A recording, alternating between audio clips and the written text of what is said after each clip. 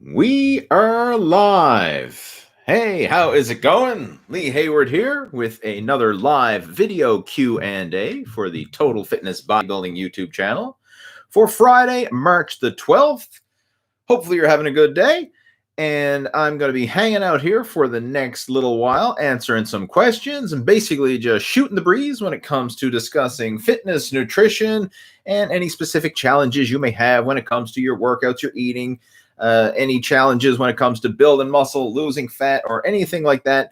Feel free to type those questions, topics of discussion into our chat window today, and we'll hang out here and have a conversation. So before we get into it, I just want to make sure that this thing is working fine, that you can actually hear me, see me. It's coming through loud and clear. So if you are tuning in right now, let me know in the chat window if this is coming through loud and clear. Test, test, 1, 2, 3. Hopefully it is. And just waiting for a few people to pop on to the live chat. Make sure it's coming through. Hey, Sean, how's it going? Sean saying it is coming through loud and clear. Much appreciated. Thank you, my friend.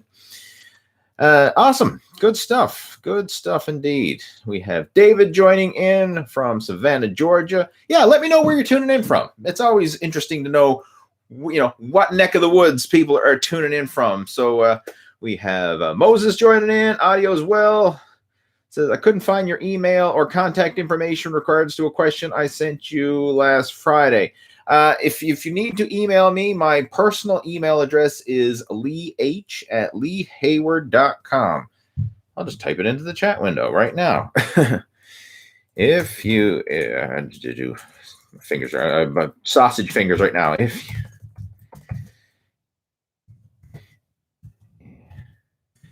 I'm just typing it in right there. So if you there. Okay, so that's my email address if you needed to email me for anything.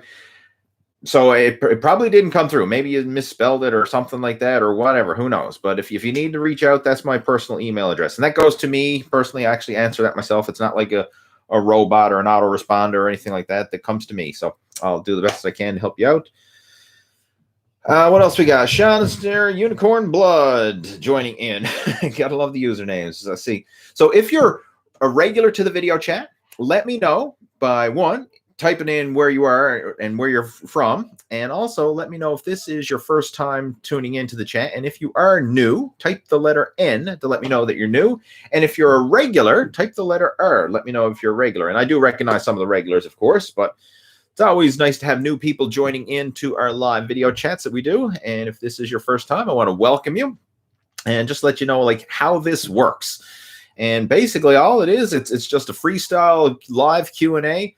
So you type the questions there and we'll just basically have a chat in the comments and in the discussion here and cover any questions that you have. And I just want to kind of put your mind at ease that there's really no stupid questions, right? I know some people have fun with that, but that's the truth.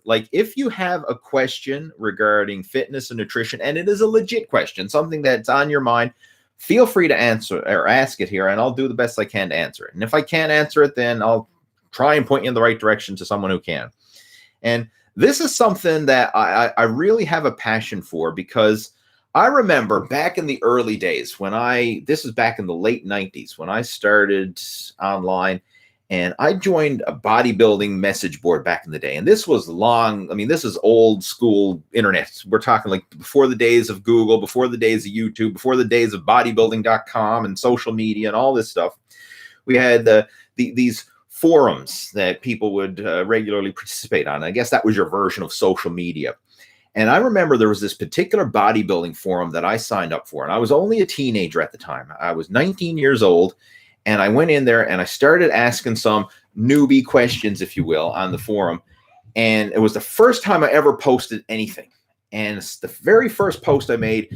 And a bunch of the regulars there started shooting me down and calling me, an idiot and all this because I was posting a so-called newbie question. And it was a question that was concerned to me and one that I genuinely wanted help with. But a lot of people who thought, hey, this is too basic or whatever, they just started shooting me down saying, you idiot, blah, blah, blah, and made me feel like crap. It really did. And that was one of the things that really burned me right from the start. And I said, you know what? if I get doing this type of stuff, I don't want to make anybody feel like an idiot for asking a question. So that's why I do these live Q&As. That's why I'm, trying to help out on my social media and stuff. So like if you're friends with me on Facebook or whatever, and you reach out, like for the most part, I'm going to do the best I can to help you out, right? If you have a question, I'll do the best I can. And if I can't answer it, then I'll be upfront and honest and just let you know. But that's the reason I do this, is because I don't want people to feel like an idiot for asking something that should be a beginner's question or whatever, because if it's something that's on your mind, it deserves an answer. Right? And very often it's confusing when we go searching stuff online, because there's so much information overload out there these days, and contradictory opinions and advice. And this is something that it's not that it's necessarily good or bad, right or wrong. No, don't get me wrong. There is some, bad information out there, and there is some wrong information. But for the most part, what it is the information that you'll see out there online, especially if it's coming from a fairly reputable source, it's probably geared towards a specific individual at a specific stage in their training. And I'll give you an analogy. Like, just imagine you're on a bodybuilding site and they're talking about information geared towards competitive bodybuilders. Well, that information is probably great if you are a competitive bodybuilder. But if you're just starting out and you're not a competitive bodybuilder, or you're not at that level yet, then the information may not be applicable to you. And that's why, like, in my coaching and stuff, what I focus on is basically the so-called average guy who wants to lose the gut, build muscle, get back in shape. And I gear my focus now on people who are kind of like in the same demographic as me, like guys over 40, family men, people who are busy, working professionals, full-time jobs, families to raise, and you don't have endless time to spend in the gym, endless time to be doing hours on hours of cardio. And you just want a realistic and sustainable system that allows you to get in shape, enjoy the process, and not feel like you're suffering it out on a diet and torturing yourself. Because you can get in shape with the extreme all or nothing approach. Like, I did that back in the day when I was a competitive bodybuilder, right? If you're familiar with my story, I started competing in bodybuilding back in 1995. At the age of 17, I was still a senior in high school when I did my first show. And I got hooked on the whole sport of bodybuilding. And I love the sport for what it was. I mean, I love the challenge and the personal development that came from it. But one of the things that I found was it led to this imbalanced approach, because I would go from one extreme to the other, from the extreme low calorie cutting to the quote unquote off-season bulking, which really was just an excuse to get fat and out of shape. And I would go from one extreme to the other, from bulking to cutting, bulking and cutting. And it really created an unhealthy relationship with food. And I would literally go, like, sometimes my weight would balloon up and down by as much as 50 pounds from off-season to pre-contest. And that wasn't a healthy way to go about it. It wasn't a healthy, sustainable approach. And now I have a much more balanced lifestyle approach. And that's what I enjoy. And that's what I focus on teaching and helping people to achieve, is this healthy, balanced approach where you can get in shape, stay in shape, and enjoy the process. And that's the most important part, is enjoying the process. Because if you're doing a diet plan that you hate, or one that you feel like, hey, I'm just going to suffer it out for the short term, get in shape, and then hopefully be done with it, well, I got news for you. It's not going to last. Right? If your diet program or your fitness program, whatever it is you're following, if it has a start and an end date, then the results are only temporary. It has to be a lifestyle approach. It has to be something you can do day in, day out for the rest of your life. And if it's not, then the results are only temporary. And I'm a prime example of that, because when I was going through these extreme all or nothing, contest cutting diets, yeah, I would get in shape for the short term, but it was so extreme that I couldn't sustain it long term. And I would go from, depriving myself, and yeah, I'd look good for the contest and the photos. I mean, I would get in my personal best shape, but as soon as that contest was over, then I'd go back to my old habits, regain the weight again. And it was just a vicious cycle of yo-yo dieting, up and down. So from starving to stuffing, extreme cutting to binge eating. And I went through that for years. And now I've finally developed a lifestyle approach where I can sustain a healthy body weight and enjoy the process. And that's what it's all about now for me, is this sustainability approach, not the extreme all or nothing approach. So if that's what you're looking for, then you come to the right place. If you're looking for the extreme all or nothing approach, then this ain't the right place. So with that being said, I'm just going to jump right into our video chat now and see any questions and topics that are coming through. We got a lot of people joining in right now. Let's see what we got here. Question there saying, Lee, is it true that eating hot, spicy food before a workout allows you to get extra reps? I heard it because of the capsaicin. I can't even pronounce that now. I know what you're talking about, the spiciness in the food. Capsaicin is, am I pronouncing that right? Anyway, you know what I'm talking about. Is it true that it allows you to get extra reps? I've never heard that before. I've heard people say that eating hot, spicy food has a thermogenic effect because, I mean, you eat hot, spicy food and it kind of makes you feel hotter and you sometimes break out in a sweat and stuff like that. So it may have a thermic effect to some degree, but as far as increasing your exercise performance, I really don't think it's going to have much of an impact there at all. Now, I've never tested it, so I really don't know for sure. Personally, I wouldn't go out of my way to indulge in spicy foods just for the so-called thermogenic effect of it. I mean, the effect that you're going to get from that is minimal. I mean, if you enjoy hot, spicy food and you want to add it there for flavor, I mean, that's fine. There's nothing wrong with that. But I wouldn't go out of my way to indulge in hot, spicy foods for the so-called fat-burning effect of it, if you will. The best way to achieve a fat-burning effect, regular exercise, healthy eating, and just being consistent over the long term with the basics. Stuff like that, it's the nitty-gritty details that in the greater scheme of things is not going to make a big difference. It's like focusing on the details without having the foundation, right? It's like building a house and then worrying about, well, what color am I going to paint it before you even worry about the foundation? Like the color of the paint is very insignificant in the greater scheme of things if you don't have a solid foundation. So focus on the foundation first. Like focus on the 95%, the diet, the exercise, the lifestyle choices that are actually going to get you the results. And then little things like that, that's the minuscule. That's the top of the top. I mean, I would only even consider that if you've tried everything else and you're already feel like you're plateauing with everything else that you can possibly do. And so again, I wouldn't read too much into that. What else we got? Someone's asking questions about elbows, but they're not coming through. If you have a question about it says elbow po and then ... I don't know what you mean by that. If you want to type it in, if you have a proper question, feel free to type it in. It's not coming through on my end. My favorite breed of dog. I've got a black lab. That's my favorite dog because it's my dog. If you're an animal lover, let me know. Who here has pets and what kind of pet do you have? I've always had dogs growing up. And right now I've got a black lab. Her name is Sally. She's one of my cardio buddies, right? I take the dog for a walk. That's one of my cardios. Let's see what else we got here.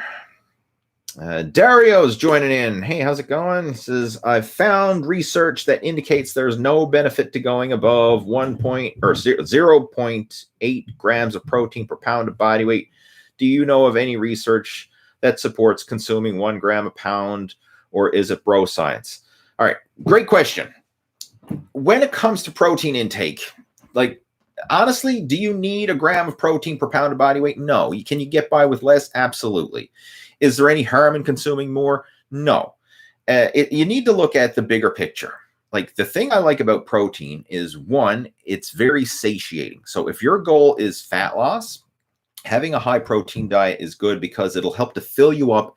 And the thing with protein is it's a very thermogenic macronutrient. Of all the macronutrients, protein, carbs, and fat, it takes more energy for your body to break down, utilize, and digest protein and convert that into body fat than it does to take excess carbohydrates, convert that to body fat, or excess fat and convert that to body fat. So if you were to overeat any macronutrient, the one that's least likely to get stored as body fat is protein.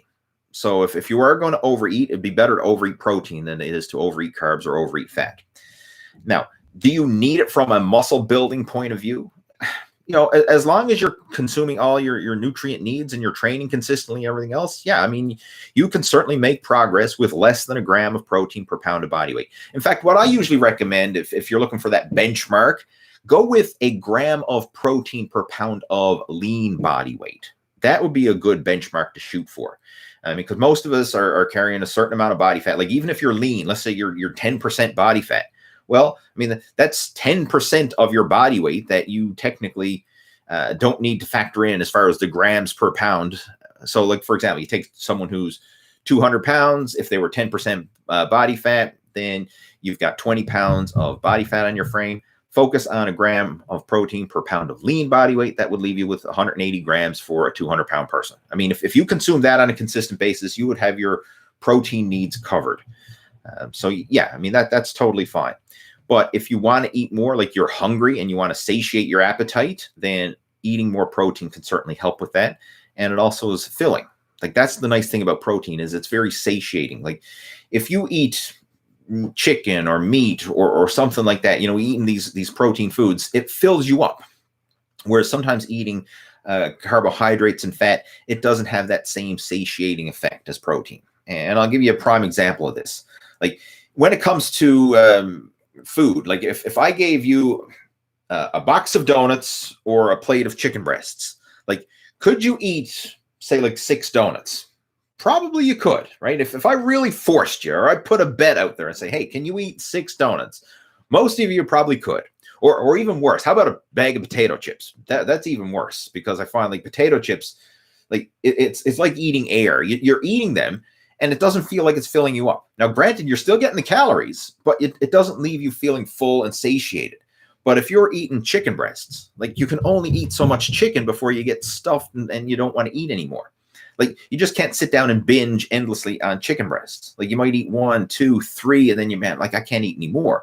But when it comes to, other foods, very often you can just slam those back, right? You mean, like, donuts. I mean, you could probably sit down and eat half a dozen donuts. Very few people are going to sit down and eat half a dozen chicken breasts. Same with a bag of potato chips. I mean, you probably sit down and eat a whole bag of potato chips, but you're not going to eat, a whole bag of chicken breasts, right? Like, that's one of the benefits. It's very satiating. So that's one of the things I always like to focus on: protein and veggies. That's the foundation of my meals. Like, when I sit down to a meal, I have 2 habits that I need to focus on. I want to make sure the serving protein, serving of veggies, so that I'm filling up on the good, high nutrient dense foods. And then that's going to pre-fill my belly. So when I eat carbohydrates or fats or anything else afterwards, I'm going to naturally eat less of them, because I'm going to get full. And it's going to leave me feeling satiated and comfortably full, versus feeling like I'm leaving the table hungry. Like, that's a feeling I don't like, leaving the table hungry. I always like to have that feeling where I'm comfortably full at the end of a meal. And by making sure that you're getting adequate protein, that's a great way to achieve that. All right, we got Eagle Eye John joining in, regular to the video chats. Welcome back. And Dario's joining in from Paraguay. Daddy, something funny. What are you doing, bud? This is funny. Are you dressing up in silly hats? And isn't this funny? What? Look, show me your hat. Where'd you get that? You look like Paddington Bear. No, he's supposed to be Charlie Chaplin. Oh, you're Charlie Chaplin. Come here. Show everybody your Charlie Chaplin hat. Look at my hat. You got a nice hat there, dude. Wow. The man in the bowler hat. What else do you got? What other hat do you have? What do you do? Do you want That's really silly. do you want me to wear this hat? Isn't that really silly? The silly cook hat. Yeah. Oh, I have a chef's hat on. Ha ha! I am a chef. How about Daddy will come out and play with you after I do my video chat? Okay. All right, here. You take your hat and, all right, just halt through the door behind you. All right, there we go. All right, so do you like the hat? So you know what I'm doing after this video chat? I'm playing dress up. I'm putting on different hats and playing dress up. That's what you do when you're in a quarantine lockdown. You play dress up. The other day, if you're friends with me on Facebook, you've seen this. I posted up pictures. We dressed up as a witch what who. And some of you are wondering, what the heck's a witch what who? But if you remember Dr. Seuss and his books, what was the one? I wish that I had duck feet. If you had to have read that book when you were a kid. If not, then you got to go read it. But it was a story about I wish that I had duck feet. And the end scenario there is he ended up becoming a witch what who. So he had duck feet, he had an elephant trunk, he had a tiger's tail and deer antlers and a whale spout.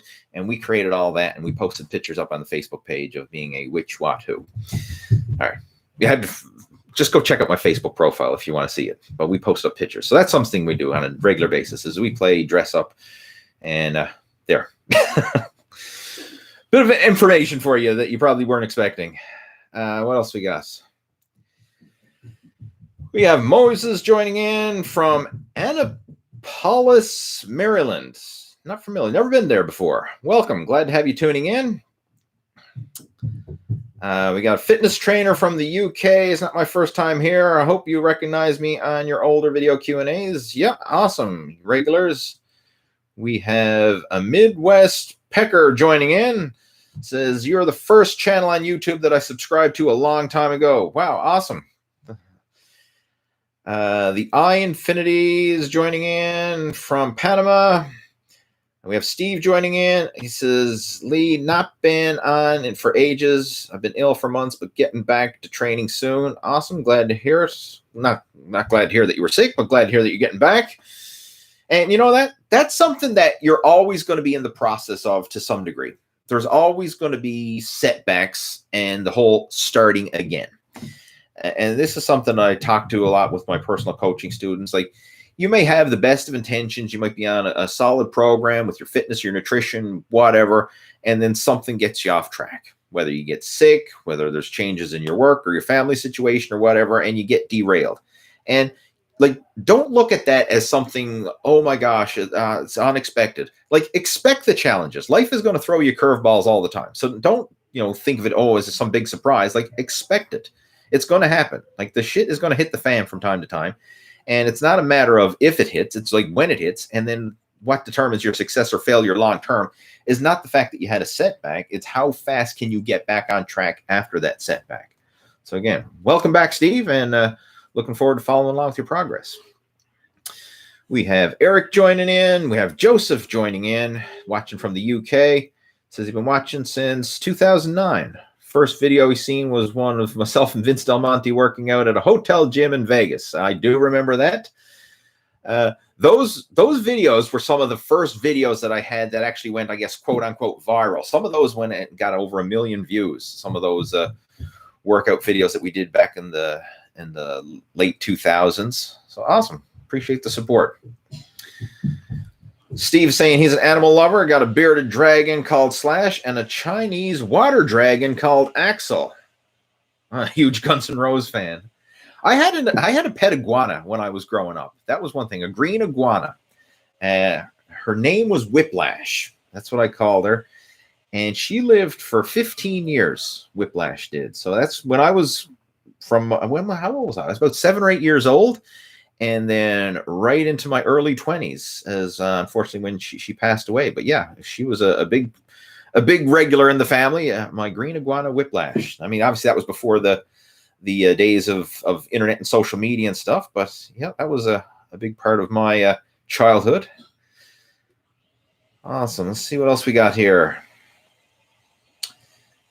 Mohammed's got a question. Is it good to cut bread and white rice in the first 2 months of a weight loss journey and count the complex carbs like oatmeal and chickpeas?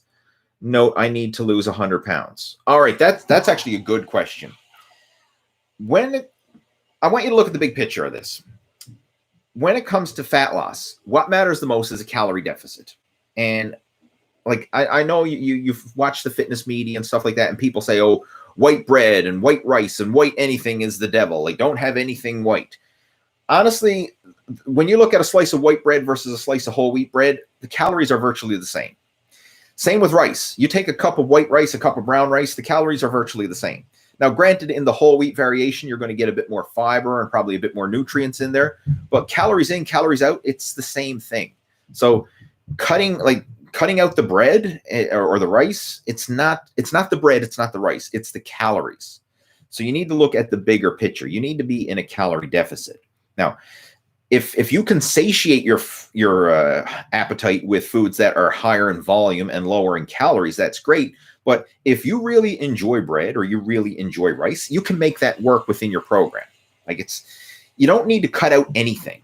And this is something that I really emphasize with my coaching students is I don't have a restrictive meal plan where like, oh, you have to cut out this and you have to cut out this and you're not allowed to eat that. And, all these rules. Like, a lot of people follow these diet rules where, like, for example, I'm going on keto, so I'm not allowed to have carbs, or I'm going on intermittent fasting and I'm only allowed to eat within a certain window, and all these dietary rules. And I don't put rules out there. What I do is I focus on the habits.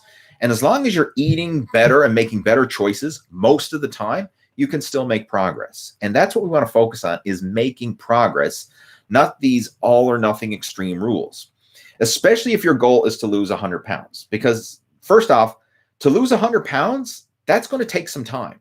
That's going to take a minimum of a year, and realistically, it's probably going to take you a couple of years or more.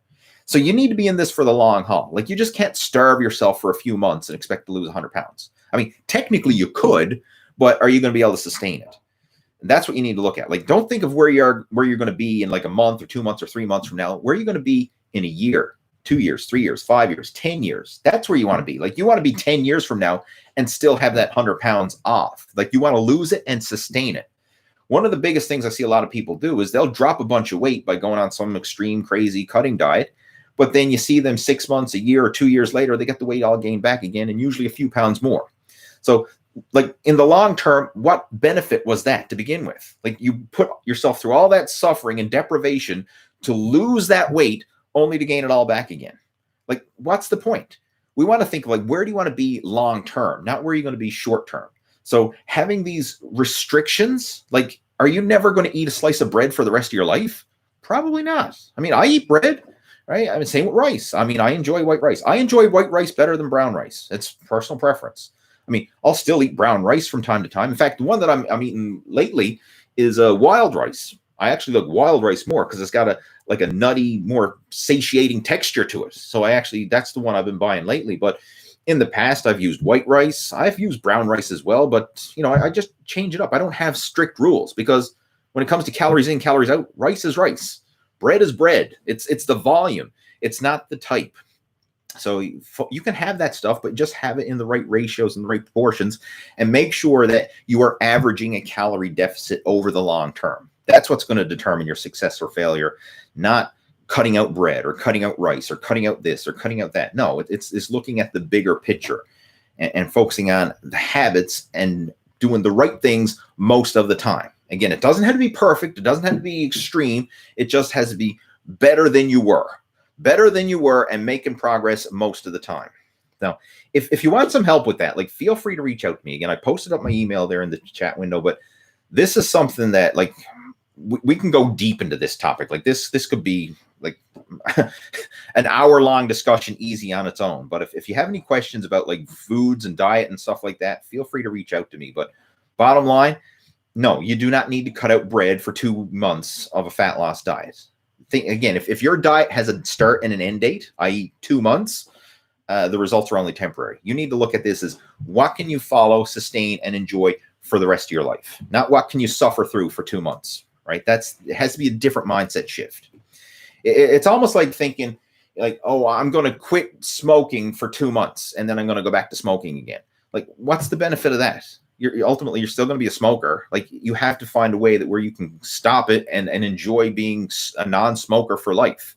Like, starting and stopping, like going on a diet for 2 months and then going off it again, that doesn't help anybody, right? You need to have a system where you can sustain it long term, and that's the approach you need to focus on.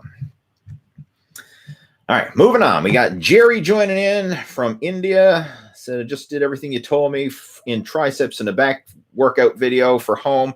Do you have shoulder and chest and other body part videos? Yes, I've got workouts for all the major muscle groups. Just head to the main Total Fitness Bodybuilding YouTube channel, and then there's a playlist tab. Click on that, and you will see there's playlists, and they cover body part workouts for all your major muscle groups. There's chest workouts and arm workouts and back workouts and leg workouts and shoulder workouts and blah, blah, blah, blah. Everything's there. They're all sorted out in playlists. You just need to go look for them.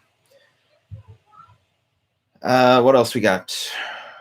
Graz Maiden, Maiden, I think it is. Hello, Lee. Hope you're doing fine. I'm in the Netherlands. Not doing much. A bit of intermittent fasting and doing some push-ups in the morning. So push-ups for breakfast and intermittent fasting for dinner. Welcome. We got John joining in. Awesome, John. How's it going? From Chelsea, Alabama. We've got Jerry joining in. I have a small gym in my home. Saw your video working out at home. Awesome. And you can make progress regardless if you're working out at home or whether you're working out at the gym. Now, personally, I do like the gym. I like the atmosphere, the energy, and just the variety of the equipment that you have available at the gym. But if you're working out from home or you're in a lockdown and the gyms are closed, which they currently are for us here where I live, you can still make it work. And I mean, like I did my first 8 years of training from a basement home gym, competed in my first 3 bodybuilding shows, training out of a basement home gym. So you can make it work regardless of what situation you have. But I mean, ideally, I do like the gym, like the commercial gym. It's almost like it's like driving a Cadillac versus driving, you know, a Kia. You know what I mean? Like, yes, both are cars, both will get you where you want to go, but one is a lot nicer than the other. And that's what I find about the commercial gym, right? It's just a nicer variation. You got better quality equipment, you got a better atmosphere, but you can make it work regardless of where you're to. We have Hoop Dreams joining in, saying, any ideas on maintaining a motivation and a routine? He's from Australia. Yeah, I do. And first off, motivation is overrated. You don't wait till you're motivated to take action. You take action, and that's what gets you motivated. It's the other way around, right? A lot of people say, well, if I was only motivated, I'd work out, right? If I had a routine, or they're waiting for something to happen, and it doesn't work that way. You got to make stuff happen first, and then that's where you'll get your motivation. That's where you'll get your routine. So action first, the rest will follow. But this is what I would recommend. If you're struggling with getting started, start small. Start ridiculously small, baby steps. And I'll give you like some ideas. For example, like give yourself permission to do mini workouts. And when I say mini workouts, like even 10 minutes. Like if you're at home and you say like, I got no motivation to work out. Well, how about you start with like just doing a set of push-ups and a set of bodyweight squats and repeat that for a few rounds. Like that could be your workout. Just push-ups, squats, and repeat, say 3 sets of each. That could be your workout for the day. It's small, but it's still moving you in the right direction. You know, if you say, oh, I hate cardio, I don't want to do it, I don't feel motivated, just put on your sneakers and go out for a 10-minute walk. Like walk up the street for 5 minutes, turn around and walk back. Like start small. Start ridiculously small. So small that it's hard to say no. And if you start small, then that will build the habit. And the most important thing to focus on first is the habit, and that will build the routine. It's just being consistent with the basics. Even when it comes to your food, like instead of thinking, oh, I need to cut this out of my diet or cut that out of my diet, or I need to go on some extreme cutting diet. No, how about we just focus on adding in a little bit more lean protein, adding in a little bit more vegetables. Like even if you just start with 1 meal a day and you say, you know what, I'm going to make sure that I have a good quality serving of protein and good quality serving of vegetables for my dinner every evening. Right. And just like that would be step 1 of your whole new fat loss diet plan, is just focus on those small habits. And once you get good at those small habits, then it's easier to stack more habits and then do a little bit more. But if you try and make it too big and you think, oh, I got to go on this perfect diet, this perfect workout, this extreme program right from day one, it's too big, too much, too soon, and it becomes overwhelming. And then you get into the whole paralysis by analysis where you're overthinking it and you don't do anything. It's better to just take 1 or 2 small little action steps and focus on being consistent with those, and then let the rest fall into place, right? Just putting one foot in front of the other. I mean, that's how we start things. Instead of trying to make it too big in your mind, start with the smallest action steps you can and go from there. And that's how you're going to build motivation and a routine. And that's what's going to lead to sustainable results over the long term. Jerry's joining in. Let's see. What's he got? Oh, he's never mind. We'll leave that one. Larry joining in. Welcome. What's your take on building muscle after 50? It can be done. You know what? Age, you've heard it before, but it's true. Age is really only a number. And just recently, I actually did a video interview with one of my coaching students, Paul Miller. And it's up there on the Total Fitness Bodybuilding YouTube channel right now. So after this video, you can go watch that one. Paul didn't start working out until the age of 62. And right now, in his late 60s, he's in the best shape of his life, and he didn't start until 62. And the reason he started is because he almost died of a heart attack at 62. And while he was in the emergency room at the hospital and the paramedics and the ER doctors were reviving him, the doctor, after they got him back to consciousness and everything else, looked him in the eye and said, you've been given a second chance at life. You've been given a gift. What are you going to do with it? And those words just burned him right to his core. And he knew then and there he needed to make a change. But up until that point, he never been inside a gym. He never dieted a day in his life. I mean, he was just obese, out of shape, pure unhealthiness. That's why he had a heart attack at 62, right? I mean, he was just totally neglected his health and fitness. And that's when he turned things around. So you can make progress regardless of your age, right? I mean, if he can do it at 62, I'm sure you can do it at 50. All right, who else we got? We have Lillian joining in. John saying, for a guy who's 190 pounds, 5'8", would 2,000 calories a day be enough to lose weight and build muscle? You know what? That's something you're going to have to experiment with. I really don't know, because everyone has their own unique calorie requirements based on your metabolism, your level of lean muscle mass, your activity level, what you want to do. And this, if you want to find out your basal metabolic rate, like there's all these calorie calculators online and stuff where you can type in your age, your height, your weight, and it's going to spit out saying, hey, you need to have X number of calories. And there's nothing wrong with that. I mean, you can do those calorie calculators if you want. But if you want to know your true maintenance calories, just record everything you eat for a week. Like, don't restrict yourself. All I want you to do is record what you eat and keep track of it. So actually weigh it, measure it, record it, and see at the end of the week how much you're eating. So it's going to vary. Like some days you may eat more, some days you may eat less. Some meals are going to be bigger, some meals are going to be smaller, whatever. It's normal. Everybody's going to go through ups and downs in their calorie intake. But look at the average. So at least take a week, or even if you want, take a couple of weeks and just average it out. And then that's going to give you your maintenance calories.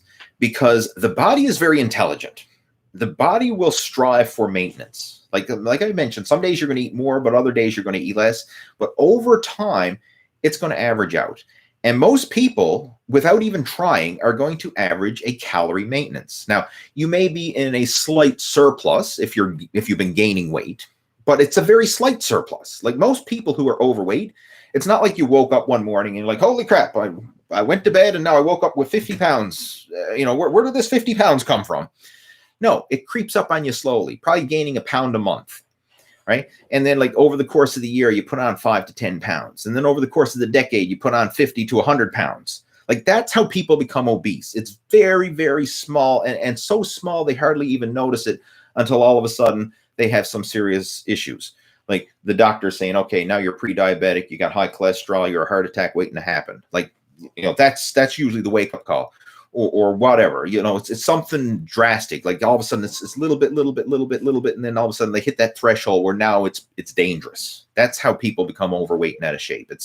You just don't wake up obese. So most people naturally are consuming a calorie maintenance without even realizing it. All you need to do is actually track your food intake for a week or two, average it out, and that will be your maintenance. Now, that's what it takes for you to approximately maintain your weight. Then what you want to do from there is just subtract, say, 10%. So if you do the math and you say you're averaging 2,000 calories or 2,500 or whatever the number happens to be when you average it out, take 10% less and start with that, right? That's what I would recommend. That would give you your true calorie maintenance, and that would be a good place to start with a calorie deficit. Just a 10% deficit would be more than enough. You don't need to go drastic and try and starve yourself or anything like that. And what you want to focus on actually is feeling comfortably full and satiated. That's the thing. That's the secret to eating and sustaining a fat loss program is not this depriving it, suffering it out, and, going on an extreme cutting diet or anything like that. I mean, yeah, that works. Don't get me wrong. It does work, but it's not enjoyable and it's not sustainable. So that's how you would find your maintenance, and that's how you would calculate an ideal calorie deficit. All right, let's see. I'm just going to have a sip of water here. I'm going to move on. Larry is asking, do you reckon you can build muscle with bands? You can, absolutely, especially if you're new to training or you're coming back to the gym or coming back to working out after a layoff. You can certainly build muscle with resistance bands and body weight exercises. What matters the most is actually working the muscle. It's not the specific exercise. Like if you're putting tension on the muscle through body weight and resistance bands, or you're putting tension on the muscle through barbells and dumbbells, or you're putting tension on the muscle through fancy machines at the gym, it's still tension on the muscle. The muscle can still grow and respond regardless of the form of tension. It's the consistency, and it's the bigger picture. It's consistency with the training, consistency with the nutrition, consistency with the lifestyle habits. That's what's going to make the progress, not whether it's a barbell you're lifting, or if it's a resistance band, or if it's a fancy cable pulley machine or whatever. It's the consistency over the long term with all the different variables. That's what's going to make the biggest difference. But yeah, you can certainly make progress with bands.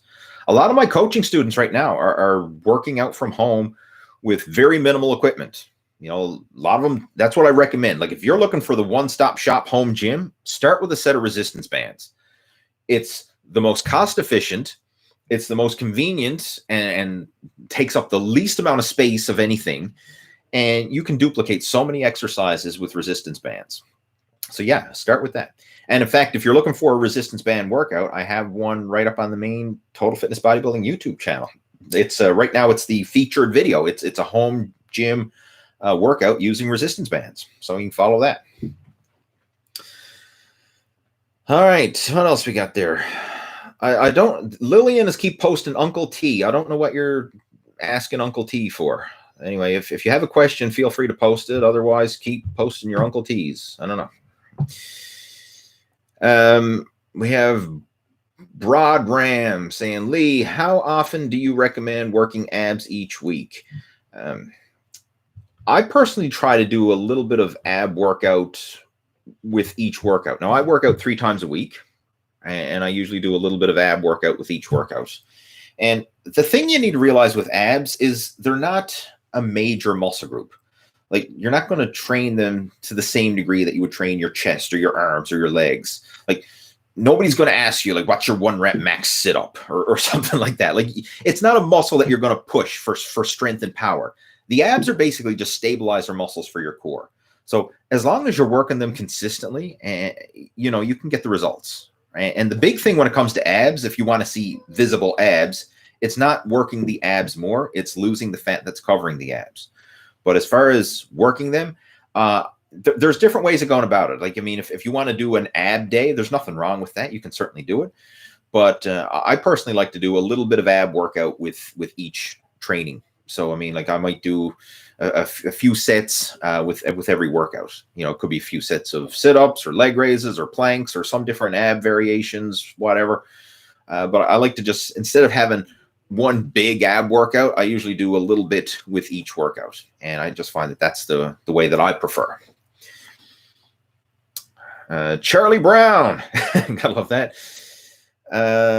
Says, good answer. A lot of the world does seem introverted. Okay, yeah, he's responded to one of my previous questions. Welcome to the video chat, Charlie Brown. I don't recognize that username. Maybe if you're new to the video chat. I'm talking about muscles. I am talking about muscles. Wait, yeah? Yeah. You want to come over and say hi? Hello. Here, you show everybody your muscles. You show them your big muscles. And what does Good Harvey? poses. Yes, you're a good poser. What does Harvey like to do? Do you work out? Yep. That's my favorite thing. Your workout is your favorite thing. Okay, what exercises do you do when you work out? I do some. What do you do? I do some squats, and I do some push-ups, and I do exercises to work my muscles. Yeah. And what else do you do? I do that. So there you go. You just got a full customized training. What do you You got a full customized training program. All right. Halt through the door when you go. All right, he didn't halt through the door. But anyway, he told you push-ups, squats, and exercises to work his muscles. There you go. But seriously, like if you just did that, you did push-ups and squats, like that would be the foundation for a good home workout. And you can do that with body weight. In fact, just the other night, I wanted to work out and I was feeling too lazy and tired. And I said, you know what? I don't feel like doing a full workout. I took 10 minutes and just did a little circuit routine of push-ups and squats. And that's exactly what I did. And Harvey did them along with me. But yeah, I did 10 minutes of just a set of push-ups, set of squats, rest a minute, set of push-ups, set of squats, rest a minute. And I did that for like a half a dozen sets each. I mean, it's short, took 10 minutes, but I mean, I got a killer pump right? And it's like a total body workout with just those 2 exercises. So yeah, you can certainly make progress with minimal equipment. In fact, there was no equipment. It's just push-ups and squats with body weight. Awesome. Gotta love it.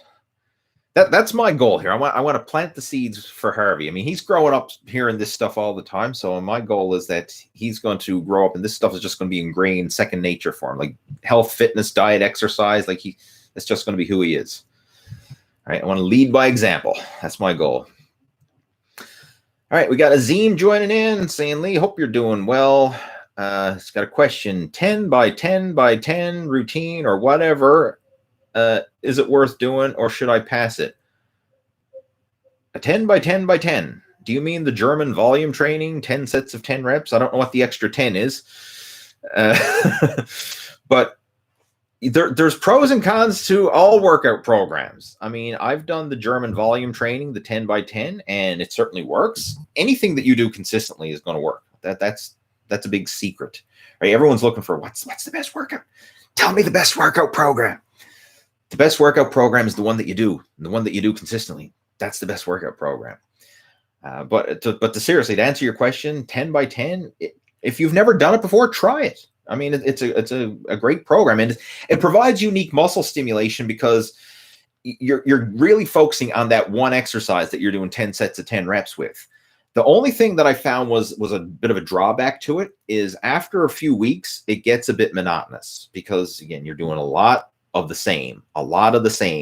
And I like variety with my workouts. I like to change up the exercises and do different things. So I found personally, after about a month of the 10 by 10 program, I was like, okay, this is getting a bit monotonous. I want to change it up.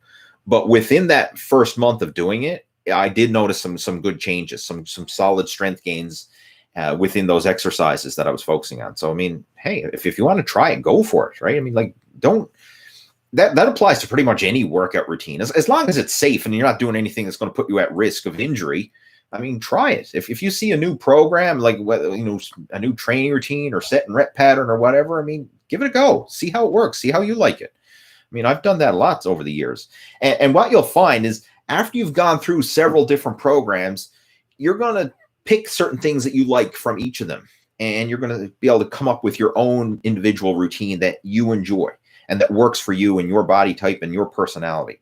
Because again, everybody's unique. Like some people crave change and variety. Like I know one of my coaching students, he's been with me now for over a year, and he loves variety. And he wants, every month, he wants to do a different program. He likes that variety where, okay, he's going to stick to one plan and give it 100% for a month, and then he wants to do something totally different for the next month. And we set it up so that he has complementary programs. So we're focusing on different aspects of strength and hypertrophy and power training within those programs. So like 1 month, it might be, a strength-based program. 1 month, it might be a hypertrophy-based, volume-based program. Next month, it might be a power training program. And then we go through these different modalities of training, and he just enjoys that variety. Other people like the consistency of doing the same thing day in, day out, and having that routine, that structure. And you know what? You can make it all work. Again, it's the best program is the one that you follow consistently. It's like, don't go getting hung up on all the different YouTubers who are bitching and complaining and arguing, saying, oh, well, science says, there was a university study done on 10 college freshmen that shows that program A is 72% better to produce results than program B, blah, blah. Like, it's the one that you do consistently. That's the best program to follow. Right. So again, if you're curious about it, you're interested in trying it, go for it. Try it. Give it a few weeks. See how it works. If you like it, stick with it. If you don't, then try something else or go back to whatever you were doing before. But you don't need to ask my permission to try a new workout program. If you want to try it, do it. All right. Jerry's saying he does intermittent fasting for 16 hours. He sleeps at 4 in the morning till 12 in the afternoon, eats at 1, I do cycling for an hour, eat my dinner at 7:30 in the evening, and do some gym for an hour at 9. How is it, sir? Is it working for you? Like you're the one who should be telling me how is it, because based on your results, can you make intermittent fasting work and that weird sleep schedule that you have work? I mean, yeah, you could. Personally, I would not want to be going to bed at 4 in the morning and then sleep until 12 in the afternoon. I mean, if you have to, then by all means do it, right? But I like to go to bed in the nighttime and wake up in the morning, not go to bed in the morning and wake up in the afternoon. But I'm sure you must have some crazy work schedule where you're working those weird hours. But bottom line, you can make it work.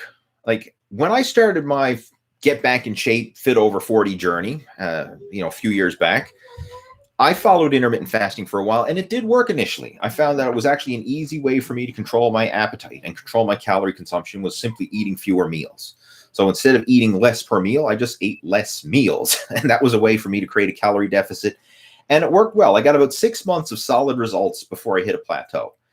And what I do now is I prefer to have more consistent feeding throughout the day. And I find that based on my activity level and based on where I'm at right now, I like to have a more consistent eating structure. So I like to have breakfast. I like to have lunch. I like to have dinner. And I like to have a snack before bed. So I usually eat 4 times a day and have my meals spaced out throughout the day like that. And that works well for me. But, if you're doing intermittent fasting, you enjoy it, it works well for your schedule and everything else, then hey, keep doing it. Steve is joining in. Second, now where's Steve? Shoot, I just lost my spot there. Okay, there we are. Steve saying, I watch so many of your videos. I do an overnight oats. Sorry, I've watched so many videos and overnight oats, they don't show if you heat them in the microwave in the morning. I couldn't eat them cold. I'm really lazy for breakfast. If you want to make oatmeal and heat it in the microwave, that's fine.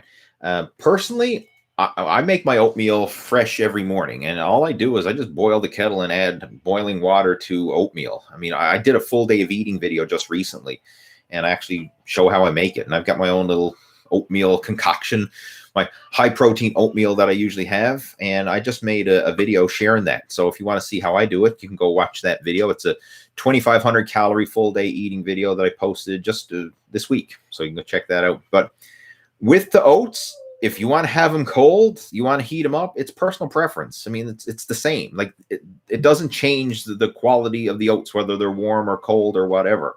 I mean, for that matter, you could even just eat the oats dry. I mean, some people even do that. I mean, it's oats are oats. Like the nutritional value doesn't change whether it's warm or cold or whatever. All right. Hoop Dreams is saying the supplement industry seems huge these days. Do any actually work? Yes, there are supplements that work, and yes, the supplement industry is huge. Yes, yes to both. Do you have any that you would recommend? When it comes to supplements, I like to focus on supplements that are actually going to improve your health and not getting caught up in the bodybuilding supplements. And when I say bodybuilding supplements, I mean the muscle builders, the fat burners, the ones that are all the ones that would typically be advertised in a muscle magazine. Those are the ones that I usually stay away from. Now, I know these days very few people are actually reading muscle magazines because you have the internet, which is just one big everything magazine, if you will. But back when I started, it was all muscle magazines, right? I mean, and we would see all the different, here's this anabolic magic muscle dust 3000, and here's this super duper mega fat burner, and here's this other concoction, and blah, blah, blah. And for the most part, if you're seeing bodybuilding supplements advertised, a lot of it is hype. I mean, and I'm not saying that they're all crap, but I mean, a lot of it is hype and sizzle. What I focus on is actual supplements to help ensure that you're getting proper nutrition and that you're improving your overall health and fitness. So I look at the big ones, especially like vitamins and minerals, enzymes, essential fatty acids, stuff that most people are deficient in, or at least not getting optimal levels of. So, for example, I supplement with the B vitamins, right? I take a B complex. I supplement with vitamin D3. Most people are deficient in the vitamin D. What else? Omega-3 fatty acids. Most people are not getting enough omega-3s, so I supplement with that. I take a greens powder for those times when I'm not getting enough vegetables in my diet. I can supplement with a greens powder. What else? Digestive enzymes. I take that to help ensure that I'm optimizing the foods and nutrients that I consume.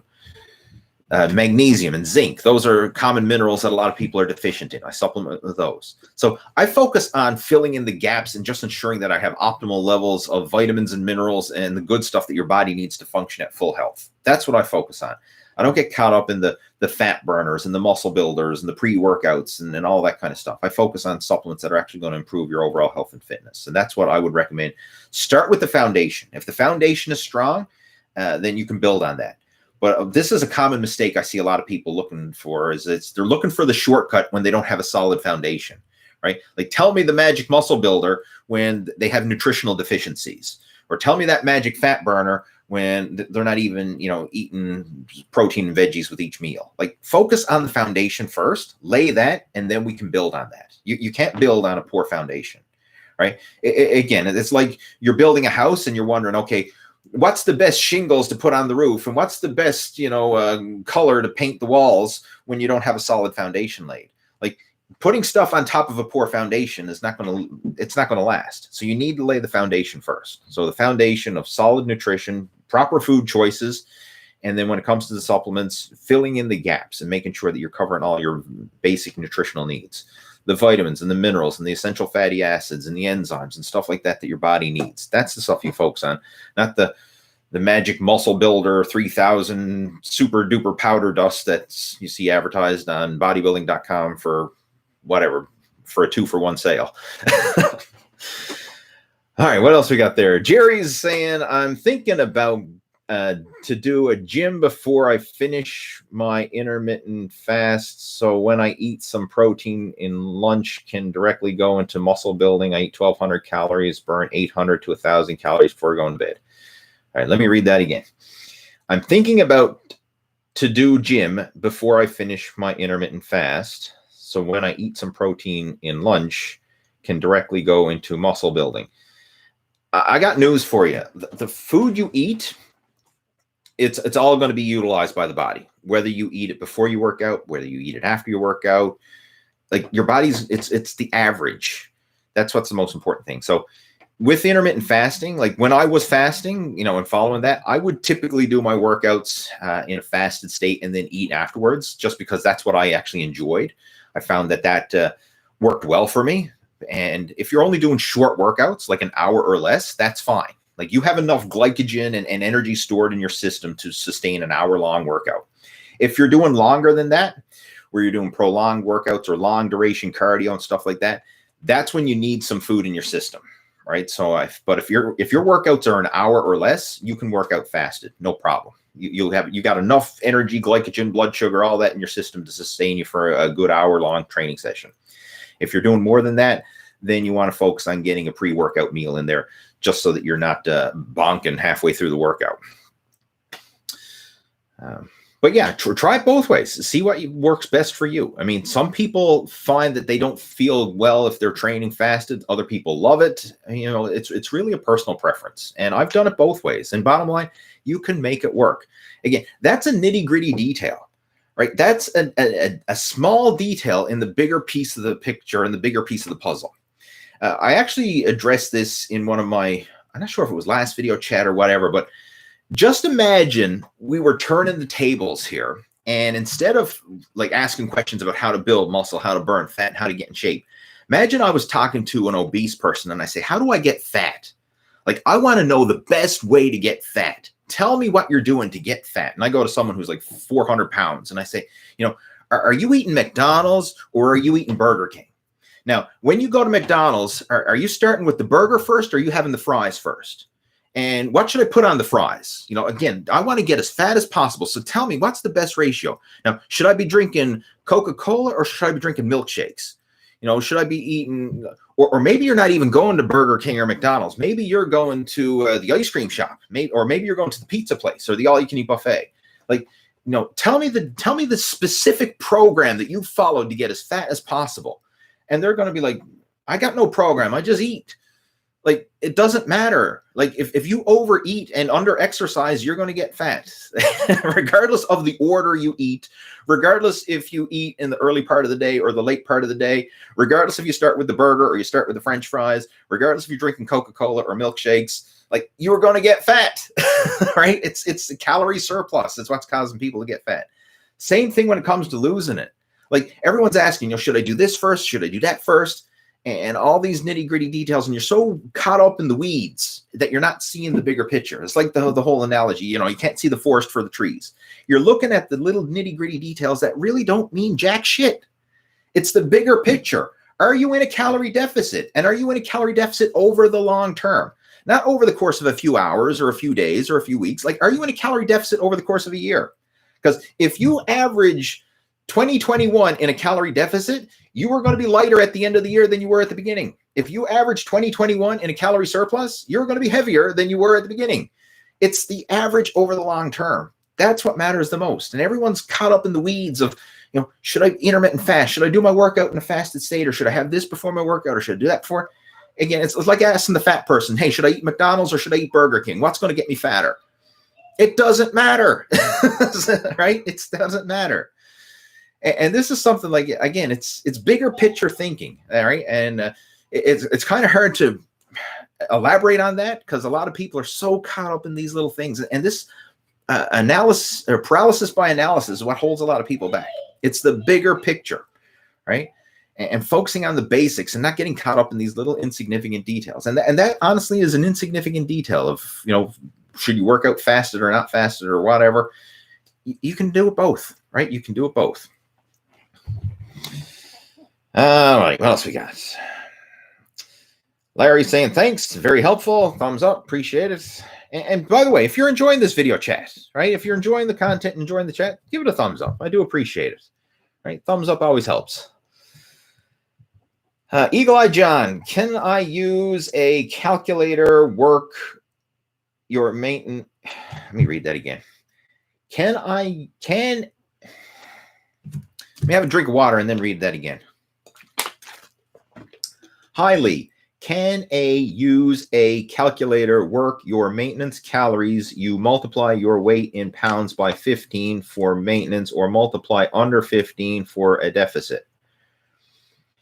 Rewind back and calculate your calories that I just outlined before. Take your average calories for the week or 2 weeks. That will be your maintenance. That's more accurate than any calorie calculator that you download or punch in your height, your weight, your age, and all that stuff. Take what you're actually eating over the course of a week or two, average it out. That will be your maintenance because your appetite and your body naturally wants you to maintain this homeostasis. It wants you to maintain.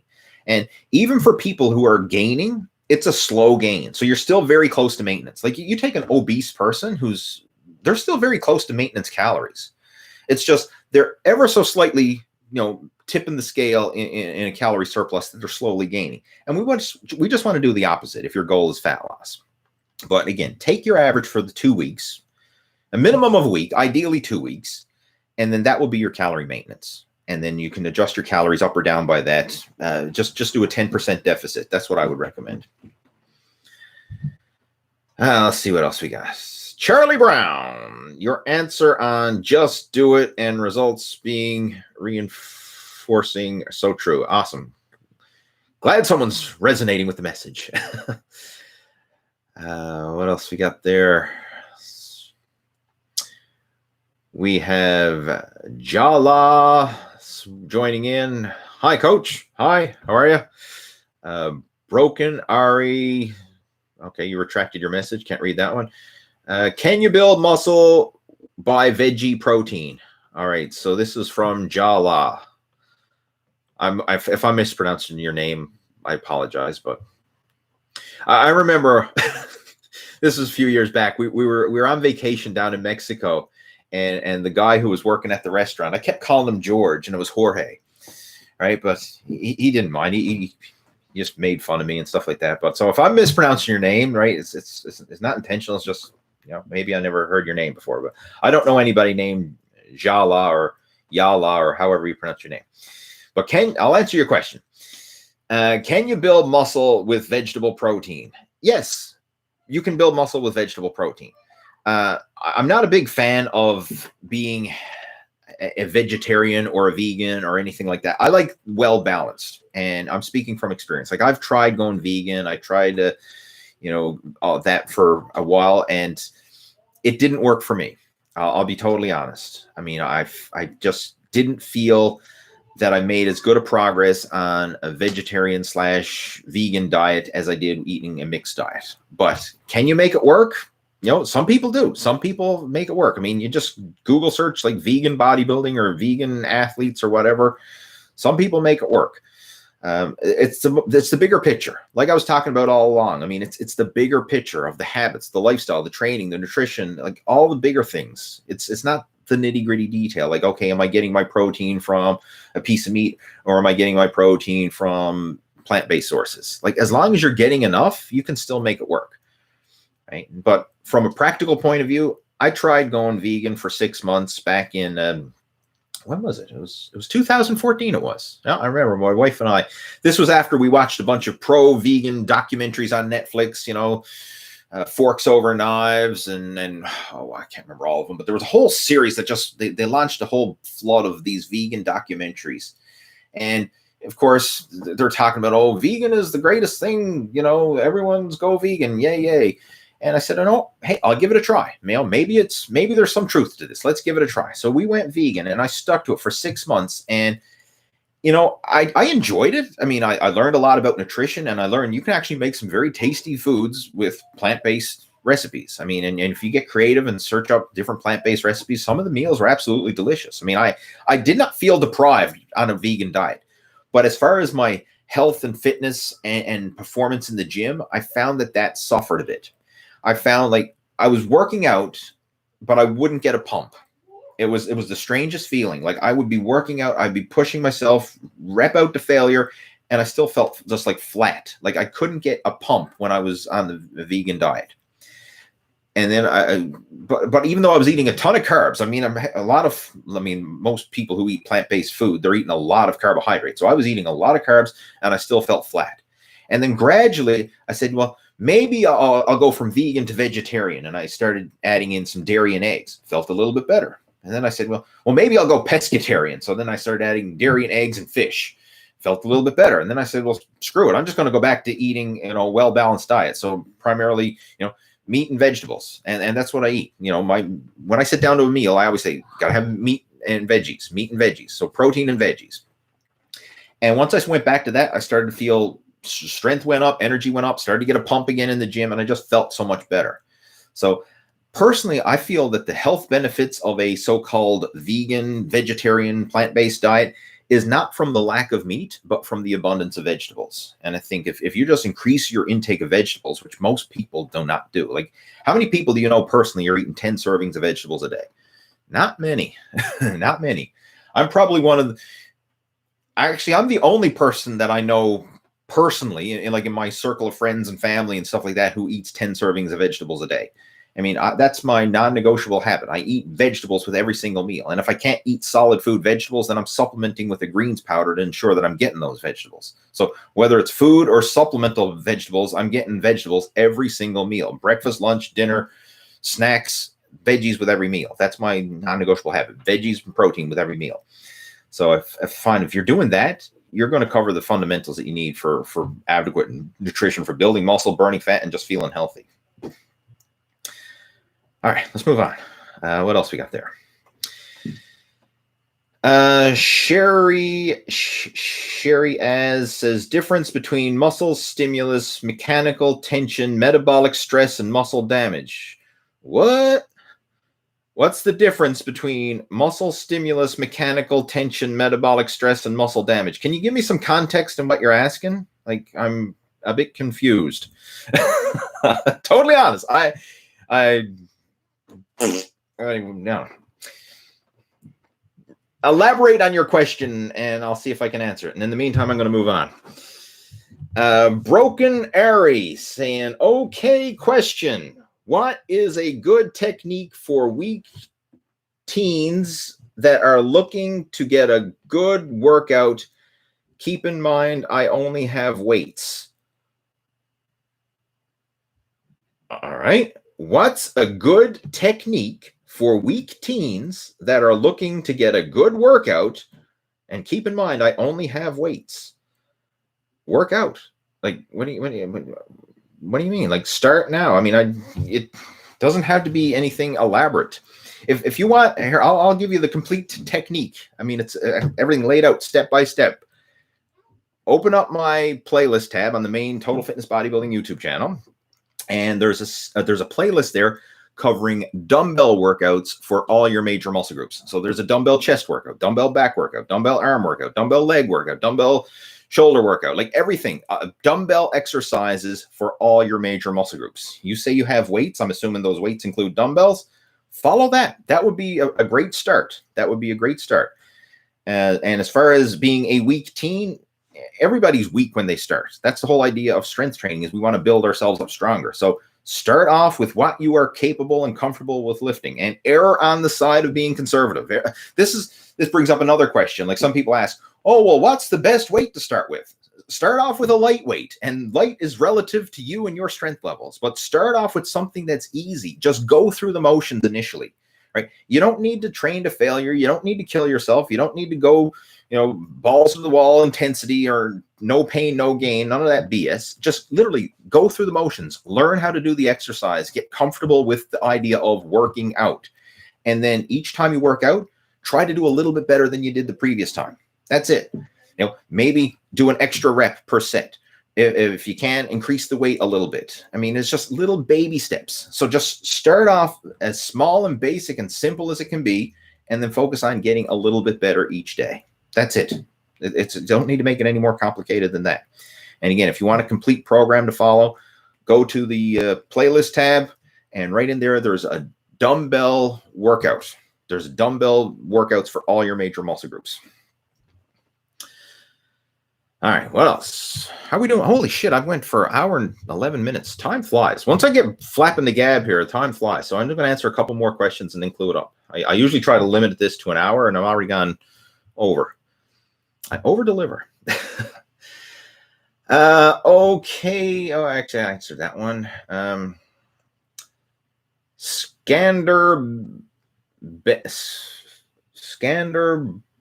Undefeated Warrior. All right. Will my hands always burn after pull-up, or must I wait patiently until the body adapts and won't burn anymore? Will my hands always burn? Do you mean burn as in fatigue in the hands? If that's the case, then it's just you're working the muscles in your hands and your forearms, and you need to build up strength in your hands and forearms. If you mean burn as in friction burn, I mean, that will toughen up. You will get your skin will toughen up. You'll develop calluses and stuff like that from lifting, so that it won't burn, if you mean a friction burn. But generally, the more you train, the more your body's going to adapt to it, and it'll get to the point where it's not going to get any easier, but you'll just be able to deal with it. Like, working out is always going to feel hard. and heavy is always going to feel heavy. It's just your tolerance and your performance. So, like, if you take a beginner who's, let's just say a beginner who's working out and they lift in 50 pounds and like, oh my God, that 50 pounds feels heavy. And then you take someone who's advanced and they're lifting 200 pounds and that 200 pounds feels heavy. Like, heavy is heavy, regardless of who you are. Hard is hard, regardless of who you are. So it's always going to feel hard. It's always going to feel heavy. It's just as you build up your capacity and your strength and you get more developed, what you can produce is going to get better. So, I mean, again, the beginner who's lifting 50 pounds and that feels heavy, as you get stronger, you're going to be able to lift more weight, and that's going to feel heavy. But it's always going to feel hard. Like, it doesn't get any easier, right? But the cool thing is you mentally get stronger, and you'll actually start to enjoy the process. So as weird as this may seem to somebody who's new to working out, you actually get to the point where you enjoy the workout. You enjoy the challenge and the struggle, and you enjoy pushing yourself. Even though you are exerting effort, you actually enjoy the effort. Right? You enjoy the challenge, and that's something that has to be developed with time. But for those of you who've been working up for several years, you can relate to what I'm talking about, because chances are there's people watching this right now. You love to work out. You love to go to the gym. You love to push yourself. You love to challenge yourself. Like anybody who's in sports and athletics, you enjoy that challenge. And I mean, even though it's hard, even though it's effort, even though you're pushing yourself, you enjoy that. I mean, it releases all the natural endorphins in your body, and it just makes you feel good. It gives you that sense of personal satisfaction, and it's actually more enjoyable to do that than it is to do nothing and be lazy. It's weird, but it's something you have to experience to understand. But I don't know if I answered the question or not, or what, but it's always going to burn. It's always going to feel hard. It's always going to feel heavy, but your body will adapt to it and you'll actually learn to enjoy it. And your output is going to improve as you get stronger. Have you ever done cluster sets for mass, and do they work? Cluster sets. Do you mean like a circuit routine? I'm not familiar with the term cluster sets.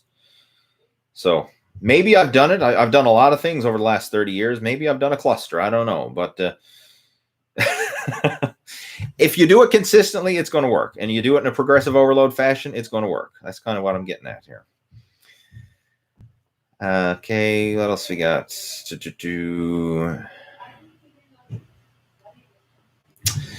All right, here's another question. You can't even pronounce your name. Udamayoian Udame. Anyway, the question. No offense, I'm just answering your question. Is it okay to do sets that are not close to failure as long as I do enough volume overall? Goal is hypertrophy. If you're starting out, anything that you do consistently is fine. But as you get stronger, you are going to have to push yourself to failure. Like, simply always stopping below your means, while it's better than nothing, it's not going to maximize the growth stimulus. Like, you have to push yourself. You have to give your body a reason to adapt and grow.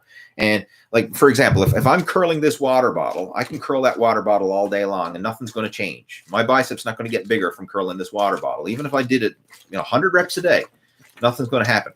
But if I curl weights and I'm pushing myself and straining and exerting effort, that's what's going to stimulate growth. So you do need to push yourself to failure, but there's a definition of failure that I want to elaborate on that a lot of people don't understand.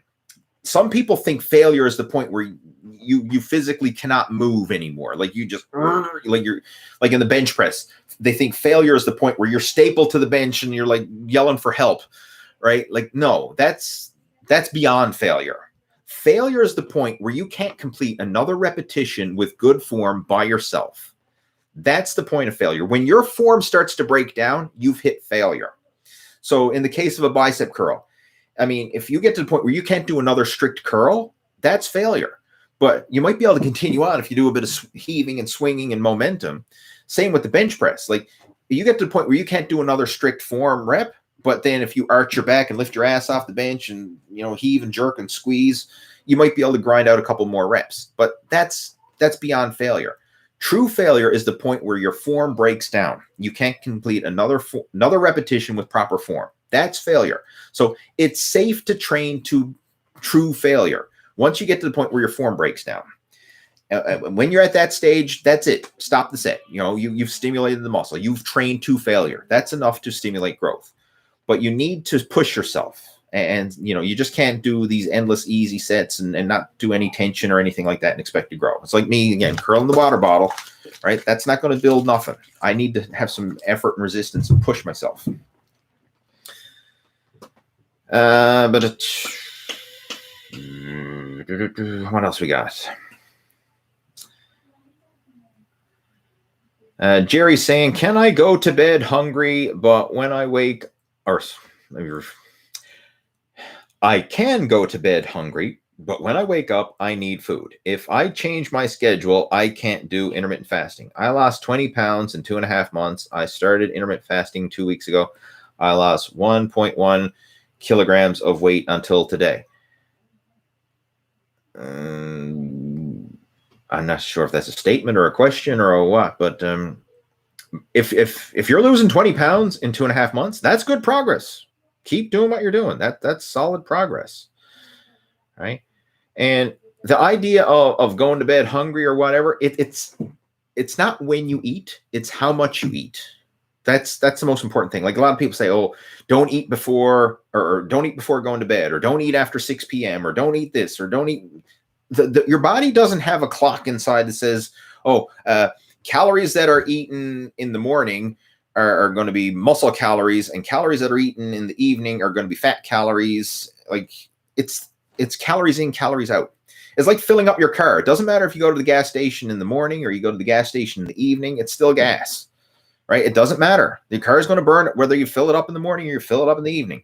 It's gas. It's the same thing, right? It doesn't matter. It doesn't, like spending money. If you spend money in the morning, you spend money in the evening, you're still spending money.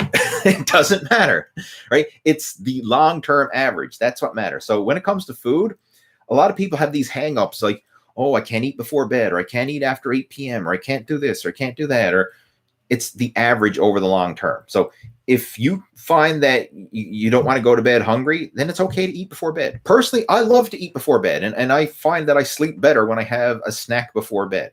If I go to bed hungry, I usually wake up in the middle of the night with my belly growling, and then I end up having to go have a midnight snack because I'm hungry. But if I have a meal before bed or a snack before bed, that allows me to sleep through the night with my belly comfortably full, and I actually get a better night's sleep than trying to go to bed on an empty stomach. Now, some people are the opposite. Some people like to go to bed on an empty stomach, and they find that they sleep better that way. So you need to really find what works the best for you. And it's not right, wrong, good or bad or anything like that. It's what works the best for you. And as far as the whole calorie equation, it's how much you eat, the volume, and the calories. It's not when you consume them. It's what you eat and how much, not when you eat it. Now, obviously, if you've lost 20 pounds in the last couple of months, then whatever you're doing is working. Keep doing it. Right? Keep doing it. If it ain't broke, don't fix it. Keep doing what you're doing if it's working for you. All right, what else we got? All right. Let's see. All right, this was from... you just supported the chat, so this I'm going to try and pronounce your name. Edomayan name. I'm butchering your name. EUDAIMONIAN.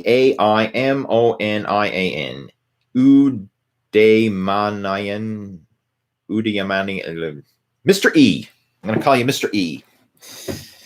Thanks for answering the question. Any thoughts on the bulking, cutting versus main gaining debate?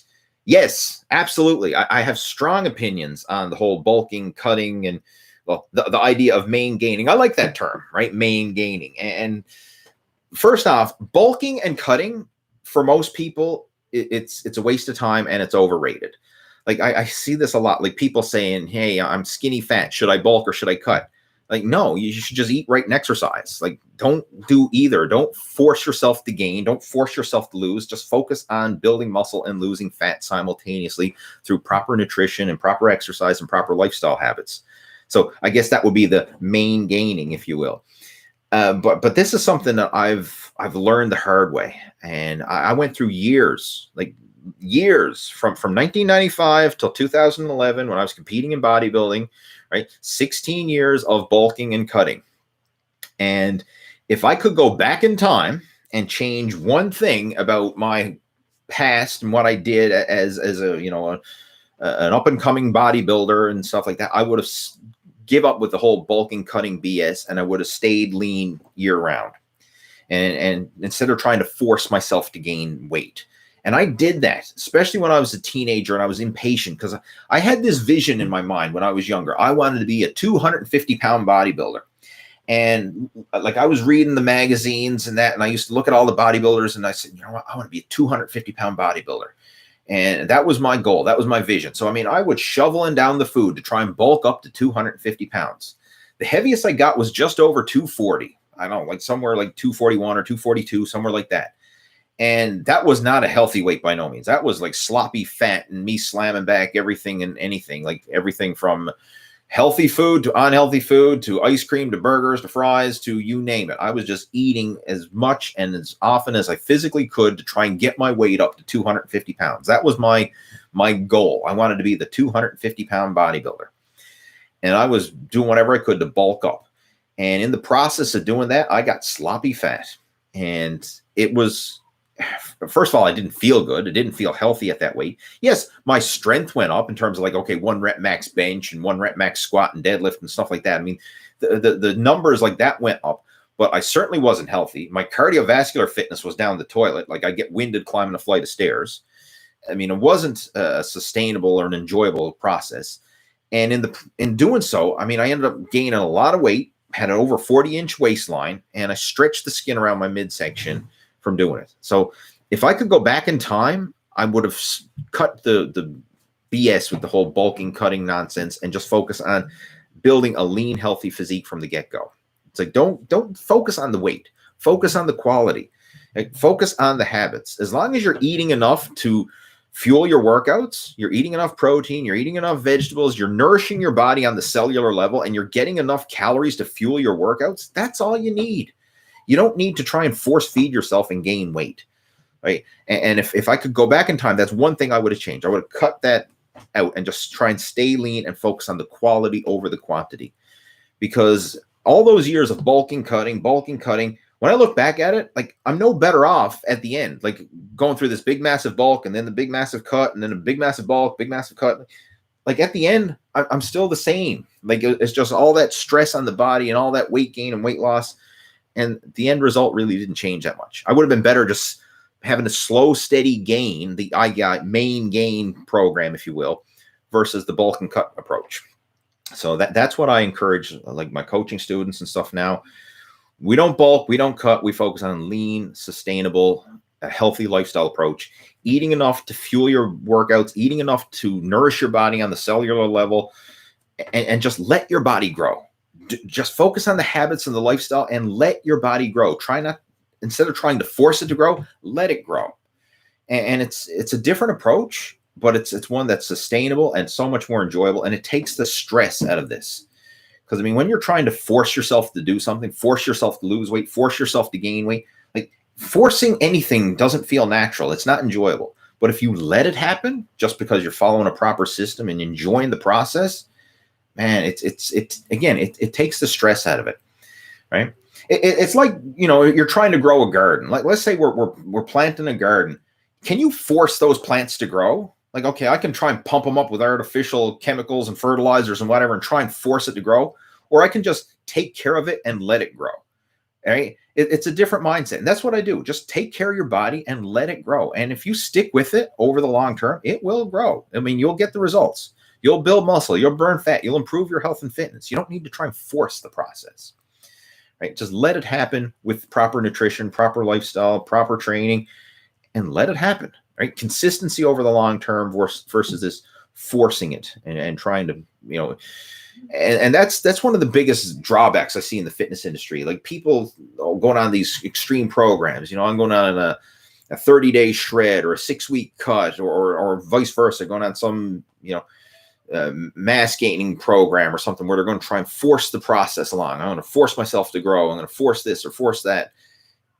Forcing doesn't work. It really doesn't. It might help produce some results in the short term, but it's not sustainable or enjoyable long term. And that's what we need to look at, is the long term. Like, don't think where you're going to be this time next week, next month, whatever. Where you're going to be this time next year or in 2 years, 5 years, 10 years. That's what you want to look at long term. All right. With that being said, guys, I'm going to get ready and clue it up. We've almost went an hour and a half with this one. So this was a lengthy one. Hopefully you enjoyed it. And as always, if you have any questions or you want to elaborate on anything that we covered here, feel free to reach out to me. Again, my personal email address, I typed it into the chat window there, but it's leeh@leehayward.com, or you can just head on over to my website, leehayward.com, and reach out to me there. Also, connect with me on Facebook. That's where I'm most active. I'm active on Facebook every day. Like, I know I'm old school. I hear a lot of people say, oh, it's only old people go on Facebook. All the young people are on Instagram and TikTok and whatever the hell's out there these days. I don't know. But I'm on Facebook, right? That's, if you want to reach out to me, the easiest way to get in touch with me is just go to Facebook, search for Lee Hayward, and boom, you'll friend me up there and we can have a chat. So reach out to me if you have any questions or whatever. And until next time, have yourself a great weekend. I'll be back next week with another live video Q&A.